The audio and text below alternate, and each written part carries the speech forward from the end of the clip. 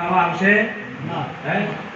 હું આ મારો દાખલો આપું કે મારા બાપા ગયા, એમણે ગમે કાળો ધોળો ઘણો ખરાબ કર્મો કર્યો હોય અને એનાથી મને ઘણો લાભ અત્યારે મૂકીને ગયા છે, તો બોલો એ નરકે ગયા હોય તો હું છોડાવવા જઈ શકું એમ છું?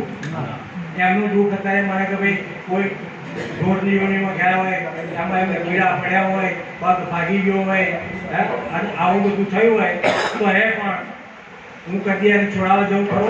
અને આ મિલકતે એમનું કામ લાગે? તો આપણે કયા ભરોસે આવા ઊંધા માર્ગમાં પકડીને સપોર્ટ કરીએ છીએ, મદદ કરીએ છીએ? કોઈ ભોગવવા નહીં લાગે ભાઈ. પોતાનું કરેલું પછી મનથી કર્યું હોય, તનથી કર્યું હોય કે વાણીથી કરેલું હોય, કોઈ બીજું ભોગવશે નહીં. ઘરની અંદર 4 માણસો રહેતા હોય, એક ભાઈને તાવ આવે તો તમારો ગમે એટલો વાલો અંગત છોકરો હોય કે વાયડી હોય, તેનો પતિ હોય, બોલો એ સારું લાગણી રજૂ કરી શકશે. હા ભાઈ સાહેબ તમે બહુ તેમ કહેશે, પણ પેલું દુઃખને હણકા મારે એ તમે લઈ શકશો?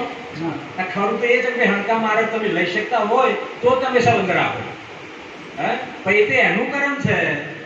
જે સિંગાવજીને કર્મ ઉદયમાં આવ્યું તો અહીં પેટમાં જલંધર થયું, પાણી ભરેલું, તમારું અહીં ગાડી કલેજામાં પેલું કેન્સર નીકળ્યું, આ બધા રોગો થયા તો ઘણા સંતો શિષ્યો તો બહુ હતા એમના તો, અને બધા કરોડપતિ માણસો હતા, બીજા તો અમેરિકાથી બધું આવતા. એવા પુરુષો હતા તો બાબજીને આગળ વામના બાબજી દવાખાનું લઈ જઈએ, એટલે તું આટલો બધો સક્ષમ છું તો તું દવાખાનું કરવા કહું છું, તારી જાતે કરી દે અથવા તું માગી દે ને. હે બાબજી તમારું દુઃખ મને આલજો, બોલો મળે કોઈનું દુઃખ કોઈને? આટલી ઉઘાડી વાત આ સંસારમાં છે, છતાંય આપણો પક્ષ એવો હજર મને પકડી પાડ્યો, હાડકો પકડ્યો છે મેલી દેવો. ભાઈ આપણે આ કશું કરવા જેવું નથી. આત્મકલ્યાણ કરી લો. મનુષ્ય ભાવ વારે વારે મળે એવો નથી, અને આ મળી ગયો છે. તમે જો આવી વાતો ભરવા માટે વેણે વણાઈને આવેલા છે. આ બધા આ વેણે વણાઈને આવેલા છે. હવે આ વાતોમાં કૃષ્ણ ભગવાને ગાળા ચૂકી કહ્યું છે ભાઈ, આ જે હું વાતો કરું છું એ વાતો તો સમજનારા તો કરોડો ભરશે ને, તો એમાંથી કોઈક સમજવા તૈયાર થશે, અને તૈયાર થયેલા હજારો કરોડો ભેગા થશે ને તો એક એને સમજી શકશે, અને સમજેલાએ પાછા આચરણ તો ક્યારે કોણ મૂકી શકશે?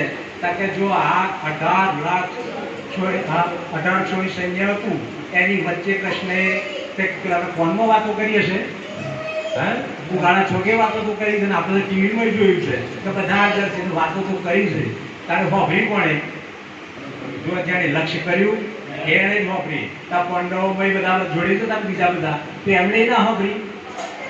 મારા ભાઈ ના આ કૃષ્ણ ભગવાન હું શીખાડે છે ના હોભરી પડીએ, અને માત્ર એને એકલીસો તો જે કેમ થયું એને આ પાપમાંથી આ તો આપણે એના આગળનો ઇતિહાસ બહુ લાંબો છે, કહેવો નથી, પણ એક પાપ કર્મનો ઉદય હતો. કૃષ્ણ ભગવાને વચન આપ્યું એક થયા ને તો ભાઈ હું જ્યારે કૃષ્ણનો અવતાર ધારણ કરીશ ત્યારે તમે આ ભોગ આપી દેશે. શિવની સાથે આ બધું અનુસંધાન કરેલું હતું.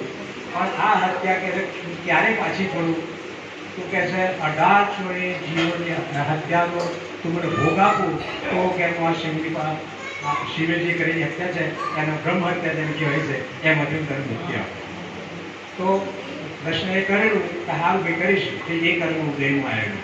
આ શંભુનો અવતાર હમણાં કાલે જ અમે કહ્યું કે શું કર્યો શંભુનો અવતાર. આ બધા અવતારો જે આવે કે કોઈને કોઈ દેવો કોઈ ભૂલો કરેલી એટલે ટોચ પર હોય પણ પેલી ભૂલને ભોગવતો આવે, એટલે એ ભોગવતો દૂર કરવા માટે કૃષ્ણ ભગવાને એનો ભોગ કર્યો. તો તું જે આ દેહ ધારણ કરીને આવ્યો છું એ, અને હું દેહ ધારણ કરીને આવ્યો છું, આ તું અને હું બે જુદા છીએ. બાયણે દેખાય એ જુદો, આ ઇન્દ્રિયો મારફતે કર્મ કરે છે એ જુદો, અને એ કર્મો કરનારા તે પર જોઈ રહેનારો છે એ ત્રીજો છે એ જુદો છે. અને આ તે ત્રીજો છે એ એમાં કોઈ ભેદ હોતા નથી. તો સૂક્ષ્મ શરીર જેને કહ્યું છે, આ સ્થૂળ